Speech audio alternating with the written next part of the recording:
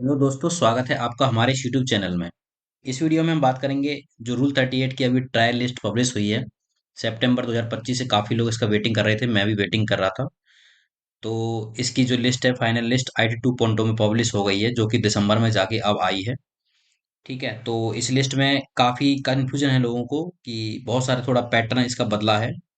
ठीक है, उसके बारे में हम इस वीडियो में बात करेंगे। किसी किसी का अगर इसमें प्रायोरिटी एक रैंक दिखाई गई है, वो लोगों को समझ में नहीं आ रही, उसके बारे में भी बात करेंगे। और किसी की प्रायोरिटी रैंक रैंक है वो ज़्यादा है और किसी की कम है।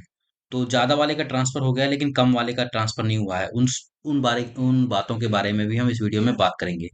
तो वीडियो के लास्ट तक आप बने रहिए। मैं आपको इस वीडियो में अपनी वेटिंग लिस्ट दिखाऊंगा और मेरा ट्रांसफ़र हुआ है या नहीं हुआ है वो भी मैं आपको इस वीडियो में बताऊंगा। वीडियो आपको अगर अच्छी लगी तो वीडियो को लाइक करें, चैनल को सब्सक्राइब करें। ठीक है दोस्तों, तो चलिए स्टार्ट करते हैं। बात करते हैं रूल 38 ट्रांसफर स्टेटस की। ठीक है, तो रूल 38 ट्रांसफर स्टेटस में मेरा जो है ट्रांसफर का दिखा रहा है इसमें। मैंने इसमें अप्लाई किया था। तो अभी मुझे दिखा रहा है कि congratulations you got the allotment to Budaun division. ठीक है, तो बदायूं डिवीजन के लिए मुझे दिखा रहा है कि मुझे बदायूं डिवीजन अलॉट हो गया है। तो इस तरह से जो वेटिंग लिस्ट है इस तरह से आ रही है। और आप देख सकते हैं कि मैंने उत्तर प्रदेश सर्कल के लिए अप्लाई किया था। ठीक है, कुछ डेट ऑफ ज्वाइनिंग की अगर मैं बता दूं आपको, तो मैंने 9 दिसंबर 2023 को मैंने ज्वाइन किया था। और मैंने महाराष्ट्र सर्कल में ज्वाइन किया था। उसके बाद मैंने एक साल पूरा होने के बाद मैंने अपना उत्तर प्रदेश सर्कल यानी कि होम सर्कल के लिए अप्लाई किया था। तो मेरी जो पिछली बार इनवार्ड वेटिंग लिस्ट थी वो उसके लिए मैंने अलग से एक वीडियो बनाई हुई है। लेकिन कुछ वेटिंग लिस्ट हैं वो मुझे याद हैं, तो उनके बारे में मैं आपको बता सकता हूँ। मेरी जो पुरानी वेटिंग थी वो इस तरह से है, थोड़ा ब्लर हो रखा है क्योंकि मैंने इसका स्क्रीनशॉट लिया है। तो इसमें देख सकते हैं कि मैंने अलीगढ़ में जो मेरी थी 156 थी वेटिंग। ठीक है, उस तरह से गौतम बुद्ध नगर में 228, बुलंदशहर में 160। तो अभी जो मुझे डिवीजन मिला है वो बदायूं डिवीजन मिला है, जिसकी 90 थी उस टाइम। और 90 के बाद ये सीधी 90 क्लियर हो गई है। तो अभी ये मेरी जो है वेटिंग लिस्ट है। तो अभी की बात करें तो देखिए, ये जो दिखा रहा है वैकेंसी कितनी थी और कितनी फिल हुई है इस तरह से। कुछ कैंडिडेट ऐसे हैं जिनका दिखा रहा है कि कुछ मतलब हाफ फील्ड है, हो सकता है उसमें कोई टेक्निकल इश्यू हो, टेक्निकल ग्लिच हो, लेकिन वो पूरा बाद में भर जाएगा। जैसे हम इसमें बात करें अलीगढ़ डिवीजन की, तो अलीगढ़ में आप देख सकते हैं कि 22/22 यानी कि 22 यहाँ पे वैकेंसी थी, तो वो पूरी भर भर चुकी है। ठीक है, अब इसमें देखिए जब हम इस पे क्लिक करते हैं तो इस तरह से आता है। यहाँ पे दिखता है प्रायोरिटी रैंक दिखाता है 14595। तो काफी बच्चों की मतलब एक शिकायतें हैं कि उनकी रैंक थी, प्रायोरिटी रैंक वो कम है लेकिन उनसे ज़्यादा वालों का हो गया है। तो आप अपने इसके रिगार्डिंग आप मेल वगैरह कर सकते हैं, अपने डिवीजन से कांटेक्ट कर सकते हैं कि क्या टेक्निकल इश्यू रहे हैं, या अगर कोई प्रॉब्लम नहीं रही है तो हो सकता है आपका उसमें हो जाए। ठीक है, तो इसमें आप देखेंगे कि जो पहला कैंडिडेट है जिसकी रैंक 6120 थी, एम्प्लॉय आईडी से भी आप पता लगा सकते हैं कि जो ज़्यादातर 1033 वाली जो एम्प्लॉय आईडी है वो 2022 सीजीएल 2022 वाले हैं। ठीक है, और इस तरह से आप एक अंदाजा लगा सकते हैं कि पहली जो रैंक थी इसमें 6120 वाले का इसमें हुआ है। और जो आखिरी जो बच्चा है इसमें जिसका हुआ है वो 13632 वाले का इसमें हुआ है।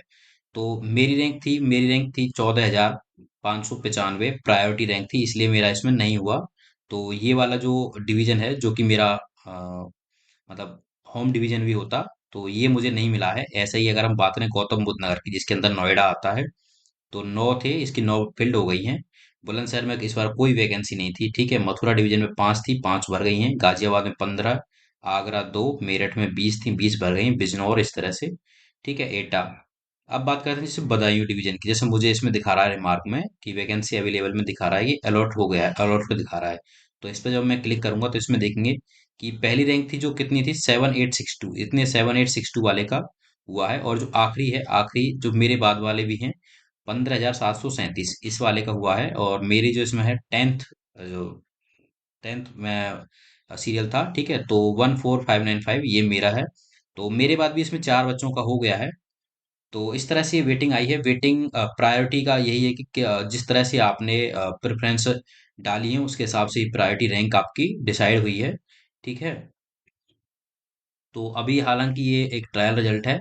अगर हो सकता है किसी किसी का टेक्निकल इश्यू की वजह से ट्रांसफर हो गया हो, किसी का नहीं हुआ हो, तो अभी मुझे भी नहीं पता है कि इसमें क्या मेरा सच में ट्रांसफर हुआ है या नहीं हुआ है।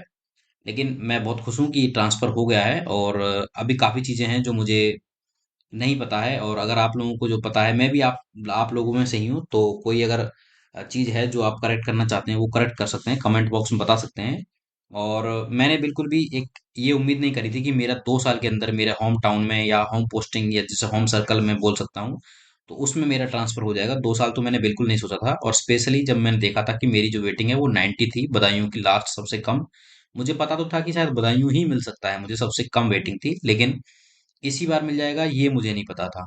तो काफ़ी मतलब एक्साइटेडली हम वेट कर रहे थे इसका कि कब आएगी इसकी वेटिंग लिस्ट। बट मेरा बिल्कुल भी मुझे उम्मीद नहीं थी कि इसमें मेरा ट्रांसफ़र हो जाएगा। तो आगे का प्रोसेस अभी क्या है वो डिवीज़न जिस तरह से डिसाइड करेगा वो हमें पता चल जाएगा। लेकिन एक नॉर्मली यही होता है कि अगर आप ये चाहते हैं कि आपको फर्स्ट प्रेफ़रेंस वाले डिवीज़न में आपको वो चाहिए कि आप फर्स्ट प्रेफ़रेंस जो आपने डाली है डिवीज़न वही चाहिए, तो वैसा कुछ तरीका है नहीं आपके। उसके लिए फिर क्या है कि आपको विड्रॉ करके सिर्फ वही डिवीजन अप्लाई करना पड़ेगा। अदरवाइज जो डिवीजन आपको मिला है वही आपको लेना ही पड़ेगा, नहीं तो फिर आपका एक चांस है वो बिगड़ जाएगा। और इसमें एक अच्छा फायदा क्या है कि इंटर जो सर्कल ट्रांसफर हुआ है, तो मैं अपने जब मेरा ट्रांसफर हो जाएगा, जब मैं बदायूं डिवीजन ज्वाइन करूंगा, तो वहां जाके अगले दिन अगर जब ऑफिशियली भी मैं अपना अप्लाई कर सकता हूँ इंट्रा सर्कल के लिए। लेकिन जिन लोगों ने जैसे मान लीजिए कोई यहाँ से किसी अदर स्टेट में जाता है, या जैसे महाराष्ट्र से कोई नॉर्थ में जाना चाहता है, तो उसने कुछ ऐसा कोई स्टेट डाल दिया है जहाँ जल्दी ट्रांसफर हो जाए, लेकिन उसका खुद का होम स्टेट नहीं है, तो उसको पहले वहाँ 3 साल अपने देने पड़ेंगे, तब उसके बाद ही वो इंटर सर्कल के लिए फिर से अप्लाई कर सकता है। और ऐसे ही उसको दो ही चांस मिलते हैं, ठीक है, ट्रांसफर के। तो दो चांस उसके फिर पूरे हो जाएंगे। अभी मेरे पास एक बार और चांस मिलेगा, इसको मैं यहाँ पे देखिए एक्सेप्ट डिक्लाइन स्टेटस दिखाया हुआ है, तो यहाँ पे मैं एक्सेप्ट करूंगा या डिक्लाइन करूंगा, ये बाद में जो भी डिसीजन लेना होता है उसके हिसाब से हम ये आगे काम करेगा, ठीक है। तो कमेंट करके बताइए किस किस का ट्रांसफर 2 साल से पहले ही हो गया है, और ऐसे कौन है जिसकी लगभग 100 के आसपास भी वेटिंग भी मतलब कम हो गई है, और ऐसे कितने लोग हैं जितने जिसका कि 10 वेटिंग थी, 5 वेटिंग थी, वो कम नहीं हुई है। और मैंने ऐसा भी सुना है कि कुछ ऐसे भी लोग हैं जिनका ये हुआ है कि ट्रांसफर के वेटिंग लिस्ट आने के बाद उनकी लिस्ट बढ़ गई है ट्रांसफर की। किसी का 5 था मान लीजिए पहले, तो उसकी वेटिंग लिस्ट आने के बाद 7 हो गई, 8 हो गई। ऐसा भी मैंने एक केस देखा है टेलीग्राम पर ही। और इन सब की जो जैसे पीडीएफ है इंटर सर्कल के हिसाब से, तो वो टेलीग्राम ग्रुप पे मैंने डाली हुई है। आपको वीडियो अच्छी लगी तो आप चैनल को लाइक शेयर और सब्सक्राइब कर सकते हैं। ठीक है दोस्तों, थैंक यू।